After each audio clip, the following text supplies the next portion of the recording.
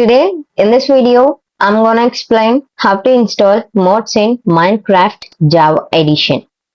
Go to PC and open the browser, then search for Forge Minecraft.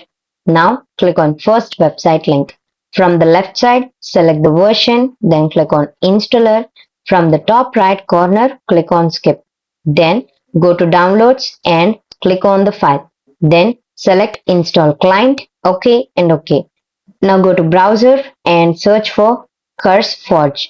Then click on Minecraft, then click on View All. Then from the left side, click the checkbox of Forge, then select the game version.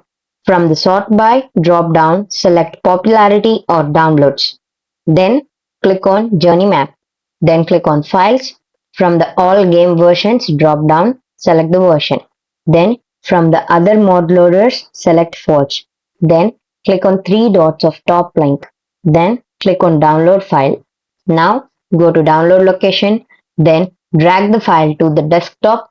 From the Windows search bar, type run and click on it.